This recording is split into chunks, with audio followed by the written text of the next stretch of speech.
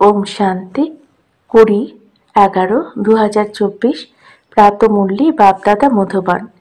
মিষ্টি বাচ্চারা, মনমনা ভব এই বশীকরণ মন্ত্রেই তোমরা মায়াকে জয় করতে পারো। এই মন্ত্রই সকলকে স্মরণ করিয়ে দাও। প্রশ্ন: এই অসীম জাগতিক ড্রামাতে সবথেকে বড় লেবার কারা এবং কিভাবে? উত্তর: এই পুরনো দুনিয়াকে স্বচ্ছ বানানোর সবথেকে বড় লেবার্স হলো ন্যাচারাল ক্যালামিটিস। ধরিত্রী কাঁপতে থাকে, বান আসে, ধরিত্রীর সাফাই হয়ে যায়। এর জন্য ভগবান কাউকে নির্দেশ দেন না। বাবা কিভাবে বাচ্চাদের ডিস্ট্রয় করবেন? ড্রামাতে এমন পার্টি আছে। এ তো রাবণের রাজ্য, তাই না? একে গডলি ক্যালামিটিস বলা যাবে না। ওম শান্তি। বাবাই বাচ্চাদের বোঝান যে বাচ্চারা মনমনা ভব। এমন নয় যে বাচ্চারা বসে বাবাকে বোঝাতে পারবে। বাচ্চারা বলবেই না, শিব বাবা মনমনা ভব। কখনোই নয়। এমনিতে তো বাচ্চারা বসে কথাবার্তা বলে, রায় দেয়, কিন্তু যা মূল মহামন্ত্র তা তো বাবাই দেন। গুরুরা মন্ত্র দেন। এই নিয়ম কোথা থেকে এসেছে? এই যে বাবা, যিনি নতুন সৃষ্টির রচনা করেন, তিনি প্রথমে মন্ত্র দেন মনমনা ভব। এর নাম হলো বশীকরণ মন্ত্র, অর্থাৎ মায়াকে জয় করার মন্ত্র। এই মন্ত্র কেউই মনে মনে জপ করে না। এ তো বুঝতে হবে। বাবা অর্থ সহ বুঝিয়ে বলেন। যদি এই মন্ত্র গীতাতে আছে, তবু এর অর্থ কেউ বুঝতে পারে না। এ হলো গীতারই এপিসোড, কিন্তু নাম পরিবর্তন করে দিয়েছে। ভক্তি মার্গে কত বড় বড় পুস্তক ইত্যাদি তৈরি হয়। বাস্তবে বাবা বাচ্চাদের মুখে মুখে বসে এইসব বোঝান। বাবার আত্মাতে এই জ্ঞান আছে, বাচ্চাদের আত্মাই এই জ্ঞান ধারণ করে। বাকি সহজ করে বোঝানোর জন্য এইসব চিত্র ইত্যাদি বানানো হয়। বাচ্চারা, তোমাদের বুদ্ধিতে এই সম্পূর্ণ জ্ঞান আছে। তোমরা জানো, বরাবর এই আদি সনাতন দেবী দেবতা ধর্ম ছিল, তখন আর কোনো খণ্ড ছিল না। পরবর্তীকালে এইসব খণ্ড যোগ হয়েছে। তাহলে এই চিত্র এক কোণে রেখে দেওয়া উচিত। যেখানে তোমরা দেখাও ভারতে এদের রাজ্য ছিল, বাকি অন্য কোনো ধর্ম ছিল না। এখন তো কত ধর্ম, পরে এইসব ধর্ম আর থাকবে না। এ হলো বাবার প্ল্যান। ওই বেচারাদের তো কত চিন্তা লেগে থাকে। বাচ্চারা, তোমরা তো বুঝতে পারো এই সম্পূর্ণ ঠিক। এই কথা লেখাও আছে যে বাবা এসে ব্রহ্মার দ্বারা স্থাপনা করেন। কিসের? নতুন দুনিয়ার। যমুনার তীরে থাকবে রাজধানী। সেখানে একটি ধর্মই থাকে। এই বৃক্ষ এখন সম্পূর্ণ ছোট। এই বৃক্ষের জ্ঞান বাবাই প্রদান করেন। তিনি চক্রের জ্ঞান দেন। সত্যযুগে একটাই ভাষা থাকে, সেখানে অন্য কোনো ভাষা থাকবে না। তোমরা একথা সিদ্ধ করতে পারো। একই ভারত ছিল, একই রাজ্য ছিল, সেখানে একই ভাষা ছিল। স্বর্গে সুখ শান্তি ছিল, সেখানে দুঃখের নাম চিহ্নটুকু ছিল না। সুখ, স্বাস্থ্য, সম্পদ সব ছিল। ভারত তখন নতুন ছিল, মানুষের আয়ু অনেক বেশি ছিল, কারণ সেখানে পবিত্রতা ছিল। পবিত্রতা থাকলে মানুষ স্বাস্থ্যবান থাকে। অপবিত্রতায় দেখো মানুষের কি হাল হয়। বসে বসে অকাল মৃত্যু হয়ে যায়। যুবকেরও মৃত্যু হয়ে যায়। কত দুঃখ হয়। ওখানে অকাল মৃত্যু হয় না, মানুষ সম্পূর্ণ আয়ু পায়। বৃদ্ধ না হওয়া পর্যন্ত কারোর মৃত্যু হয় না। যে কাউকে বোঝাও না কেন, বুদ্ধিতে এই কথা বসাতে হবে যে অসীম জগতের পিতাকে স্মরণ করো। তিনিই পতিত পাবন, তিনি সদ্গতি দাতা। তোমাদের কাছে ওই চিত্র থাকা উচিত, তাহলে সিদ্ধ করে বোঝাতে পারবে। আজকের নকশা এমন, আবার কালকের নকশা এমন। কেউ কেউ তো খুব ভালোভাবে মন দিয়ে শোনে। এ কথা সম্পূর্ণ বুঝিয়ে বলতে হবে। এই ভারত হলো অবিনাশী খণ্ড। যখন এই দেবী দেবতা ধর্ম ছিল, তখন অন্য কোনো ধর্ম ছিল না। এখন সেই আদি সনাতন দেবী দেবতা ধর্ম নেই। এই লক্ষ্মীনারায়ণ কোথায় গেল, সে কথা কেউ বলতে পারবে না। এ কথা বলার মতো শক্তি কারণ নেই। বাচ্চারা, তোমরা খুব ভালোভাবে রহস্য করে বুঝিয়ে বলতে পারো। এতে দ্বিধাগ্রস্ত হওয়ার কোনো দরকার নেই। তোমরা সবকিছু জানো, তাই আবার রিপিটও করতে পারো। তোমরা কাউকে প্রশ্ন করতে পারো, এরা কোথায় গেলেন? তোমাদের প্রশ্ন শুনে আশ্চর্য হয়ে যাবে। তোমরা তো নিশ্চিত হয়ে বলতে পারো কিভাবে এরাও 84 জন্মগ্রহণ করেন। তোমাদের বুদ্ধিতে কথা আছে, তাই না? তোমরা চট করে বলতে পারবে, নতুন দুনিয়া সত্য যুগে আমাদের রাজ্য ছিল, সেখানে একই আদি সনাতন দেবী দেবতা ধর্ম ছিল। অন্য কোনো ধর্ম সেখানে ছিল না। সবকিছুই সেখানে নতুন। সেখানে প্রতিটি জিনিস শতপ্রধান থাকে। সেখানে সোনাও আগার থাকে। ওখানে সোনা কত সহজে পাওয়া যায় যে তা দিয়ে ইট, বাড়ি ইত্যাদি তৈরি হয়। ওখানে সবকিছু সোনারই তৈরি হয়। খনিতে সব নতুন থাকে। নকল তো কেউ তৈরি করবে না, যেহেতু আসল ওখানে প্রচুর থাকে। এখানে আসলের কোনো নাম নেই, এখানে নকলের কত জোর।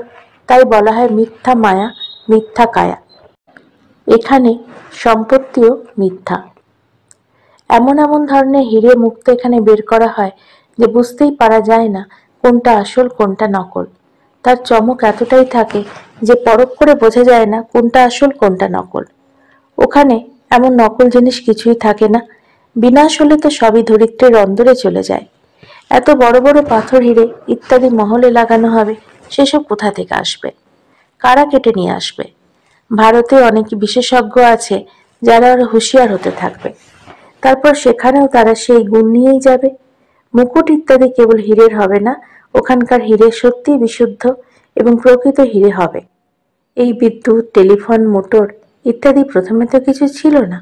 বাবার এই জীবনেও কত কি বেরিয়েছে। 100 বছরের মধ্যে এইসব বেরিয়েছে। ওখানে তো অনেক বড় এক্সপার্ট থাকবে, তারা এখনো শিখে চলেছে, আরো হুঁশিয়ার হয়েই চলেছে। এও বাচ্চাদের সাক্ষাৎকার করানো হয়। ওখানে হেলিকপ্টারে ফুল প্রুফ হয়। বাচ্চারাও অনেক শতপ্রধান, শ্রুট বুদ্ধির হয়। আরো এগিয়ে চলো, তোমাদেরও সাক্ষাৎকার হতে থাকবে। যেমন বিদেশ থেকে যখন দেশে ফেরে তখন নিজের দেশের গাছপালা দেখা যায়। ভিতরে খুশি উৎপন্ন হয় যে এবার ঘরে এলাম বলে। এখনই ঘরে এসে পৌঁছালাম বলে আনন্দ হয়। পরের দিকে তোমাদের এমন সাক্ষাৎকার হতে থাকবে। বাচ্চারা বুঝতে পারে তিনি হলেন মোস্ট বিলভেড বাবা। তিনি হলেন সুপ্রিম আত্মা। তাকে সবাই স্মরণও করে। ভক্তি মার্গে তোমরাও তো পরমাত্মাকে স্মরণ করতে, কিন্তু একথা বুঝতে পারতে না যে তিনি ছোট নাকি বড়। এমন গানও গাওয়া হয়, ভ্রুকুটির মাঝে ঝলমল করে এক আজব তারা। তাহলে অবশ্যই তো বিন্দুর মতোই হলো। তাকে বলা হয় সুপ্রিম আত্মা বা পরমাত্মা। তার মধ্যে অনেক গুণ। তিনি হলেন জ্ঞানের সাগর। তিনি কি জ্ঞান শোনাবেন? তিনি যখন শোনাবেন তখনই তো তা জানতে পারবে, তাই না? তোমরাও কি প্রথমে জানতে? তোমরা তো কেবল ভক্তি জানতে। এখন তোমরা বুঝতে পারো এ আশ্চর্যের। তোমরা আত্মাকেও এই চোখে দেখতে পাও না, তাই বাবাকেও ভুলে যাও। এই নাটকে এমনই আছে যে বিশ্বের মালিক বানান, তার নাম গুপ্ত করে অন্যের নাম দিয়ে দেয়। কৃষ্ণকে ত্রিলোকীনাথ, বৈকুণ্ঠনাথ বলে দিয়েছে, অর্থ কিছু বুঝতে পারে না, বসে কেবল বাহবা দেয়। ভক্তিমার্গে বসে এমন অনেক কথাই বানানো হয়েছে। ওরা বলে ভগবানের মধ্যে এতটাই শক্তি যে হাজারো সূর্যের তেজ সবাইকে ভস্ম করে দিতে পারে। এমন এমন কথা তৈরি করে দিয়েছে। বাবা বলেন, আমি বাচ্চাদের কিভাবে জ্বালাবো? এ তো হতেই পারে না। বাবা কি বাচ্চাদের ধ্বংস করবেন? কখনোই নয়। এই পাঠ ড্রামাতে পাঠ রয়েছে। পুরনো দুনিয়া শেষ হতে হবে। পুরনো দুনিয়ার বিনাশের জন্য এই ন্যাচারাল ক্যালামিটিস সব হলো সেবক। কত জবরদস্ত সেবকেরা! এমন নয় যে এদের প্রতি বাবার ডাইরেকশন আছে যে বিনাশ করো, তা নয়। ঝড় আসে, দুর্ভিক্ষ হয়, ভগবান কি বলেন যে এসব করো? কখনোই নয়। নাটকে এই পাঠ রয়েছে। বাবা কখনোই বলেন না তোমরা বম্বস তৈরি করো। এইসব রাবণের মতো বলা হবে, এ হলো পূর্ব নির্মিত ড্রামা। রাবণের রাজ্য হলে সকলে আসলে বুদ্ধির হয়ে যায়, কত মানুষ মারা যায়, অবশেষে সবাইকে জ্বালিয়ে দেওয়া হবে।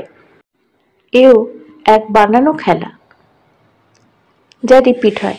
বাকি এমন না যে শঙ্করের চোখ খোলাতে বিনাশ হয়ে যায়। একে গডলি ক্যালামিটিস বলা যাবে না, সম্পূর্ণ ন্যাচারাল। বাচ্চারা, বাবা এখন তোমাদের শ্রীমত প্রদান করছেন। কাউকে দুঃখে দেওয়ার কোনো কথা নয়। বাবা হলেন সুখের পথপ্রদর্শক। এই নাটকের নিয়ম অনুসারে বাড়ি পূর্ণ হতে থাকবে। বাবাও বলেন এই সম্পূর্ণ দুনিয়াই পূর্ণ হয়ে গেছে, এর এখন সমাপ্তি ঘটা উচিত। কিভাবে দেখো, সকলে নিজেদের মধ্যে লড়াই করে। এ তো আসলে বুদ্ধির, তাই না? যখন ঈশ্বরের বুদ্ধি থাকবে তখন কাউকে মারার কোনো কথা থাকবে না। বাবা বলেন, আমি তো সকলেরই বাবা, সকলের প্রতি আমার প্রেম রয়েছে। বাবা এখানে সকলকেই দেখেন, কিন্তু সেই সব বাচ্চাদের প্রতি নজর যায় যারা খুব ভালোবেসে বাবাকে স্মরণ করে, যারা সেবাও খুব করে। এখানে বসে বাবার নজর সার্ভিসেবল বাচ্চাদের প্রতি চলে যায়, কখনো দেরাদুন, কখনো মিরাট, কখনো আবার দিল্লিতে। বাবা বলেন, যে বাচ্চা আমাকে স্মরণ করে আমিও তাকে স্মরণ করি, যে আমাকে স্মরণ করে না তবুও আমি সবাইকেই স্মরণ করি, কেননা আমাকে তো সকলকেই ফিরিয়ে নিয়ে যেতে হবে। যারা আমার কাছে সৃষ্টিচক্রের নলেজ বোঝে, নম্বর অনুসারে তারা উঁচু পথ পাবে। এ হলো অসীম জগতের কথা। ওই শিক্ষকরা হলো এই জগতের, ইনি হলেন অসীম জগতের।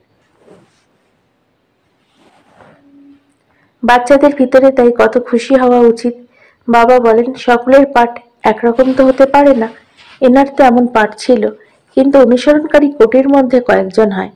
কেউ বলে, বাবা আমি 7 দিনের বাচ্চা, কেউ বলে আমি 1 দিনের বাচ্চা। তাহলে তোমরা তো শিশু হলে। তাই বাবা প্রতিটা বিষয় বোঝাতে থাকেন। নদীও তোমরা বরাবর পার করে এসেছ, বাবার আসাতে এই জ্ঞান শুরু হয়েছে। তার কত মহিমা! ওই গীতার অধ্যায়ে তো তোমরা জন্ম জন্মান্তর কতবার পড়ে এসেছ। তফাৎ দেখো কত! কোথায় কৃষ্ণ ভগবান উবাচ আর কোথায় পরমাত্মা উবাচ, দিন রাতের তফাৎ। তোমাদের বুদ্ধিতে এখন আছে আমরা সত্যখণ্ডে ছিলাম, সুখও অনেক দেখেছিলাম। তোমরা 3-4 ভাগ সুখ দেখে থাকো। বাবা এই ড্রামা তো সুখের জন্য বানিয়েছেন, নাকি দুঃখের জন্য? এ তো পরে তোমরা দুঃখ পেয়েছ। লড়াই তো এত শীঘ্র লাগতে পারবে না। তোমরা অনেক সুখ পাও, অর্ধেক অর্ধেক থাকলে এতে মজা থাকবে না। 3500 বছর তো কোনো যুদ্ধ বিবাদই থাকবে না, রোগ ইত্যাদি থাকবে না। এখানে দেখো রোগের পরে রোগ লেগেই আছে। সত্যযুগে এমন পোকামাকড় থাকবে না যারা আনাজ খেয়ে ফেলবে। তাই ওই যুগের নামই হলো স্বর্গ। তাই তোমাদের এই পৃথিবীর নকশাও দেখাতে হবে, তবেই ওরা বুঝতে পারবে। প্রকৃতপক্ষে ভারত এখানেই ছিল, এখানে অন্য কোনো ধর্ম ছিল না। পরবর্তীকালে নম্বর অনুসারে ধর্মস্থাপকগণ আসেন। বাচ্চারা, এখন তোমাদের ওয়ার্ল্ডের হিস্ট্রি জিওগ্রাফি জানাবো। তোমরা ছাড়া বাকিরা সবাই বলে দেবে নেতি নেতি। তারা বলে, আমরা বাবাকে জানি না। তারা বলে দেয়, তার কোনো নামরূপ দেশকাল নেই। নামরূপ নেই, তাহলে কোনো দেশও থাকতে পারে না। মানুষ কিছুই বুঝতে পারে না। বাচ্চারা, বাবা এখন তোমাদের তার যথার্থ পরিচয় দিচ্ছেন। আচ্ছা, মিষ্টি মিষ্টি হারানিধি বাচ্চাদের প্রতি মাতা পিতা বাপদাদা স্মরণের স্নেহ সুমন আর সুপ্রভাত। আত্মাদের পিতা তার আত্মারূপী বাচ্চাদেরকে জানাচ্ছেন নমস্কার। আমাদের বাপদাদাকে ধন্যবাদ, নমস্কার। ধারণার জন্য মুখ্য সার: 1. সদা অপার খুশিতে থাকার জন্য অসীম জগতের বাবা যে কথা শোনান তার মন্থন করতে হবে আর বাবাকেও ফলো করে চলতে হবে। 2. সদা সুস্থ থাকার জন্য পবিত্রতাকে গ্রহণ করতে হবে। পবিত্রতার আধারে হেলথ, ওয়েলথ, হ্যাপিনেসের অবিনাশী উত্তরাধিকার বাবার থেকে নিতে হবে। বরদান: সর্বপ্রাপ্তির স্মৃতি মার্জ রেখে সদা সম্পন্ন থাকা সন্তুষ্ট আত্মা ভব। সঙ্গম যুগে বাপদাদার দ্বারা যা কিছু প্রাপ্তি হয়েছে সেই সবের স্মৃতি যেন ইমার্জ রূপে থাকে। তাহলে প্রাপ্তির খুশি কখনোই নিচে দোলাচলে নিয়ে আসবে না, সদা অচল থাকবে। সম্পন্নতা অচল বানায়, দোলাচল থেকে মুক্ত করে দেয়। যারা সর্বপ্রাপ্তি দিয়ে সম্পন্ন থাকে তারা সদা রাজি, সদা সন্তুষ্ট থাকে। সন্তুষ্টতা হলো সব থেকে বড় খাজানা। যার কাছে সন্তুষ্টতা আছে তার কাছে সবকিছু আছে। তারা এই গীতই গাইতে থাকে, যা পাওয়ার ছিল তা পেয়ে গেছি। স্লোগান: প্রেমের দোলনায় বসে পড়ো, তাহলে পরিশ্রম নিজে থেকেই চলে যাবে। ওম শান্তি।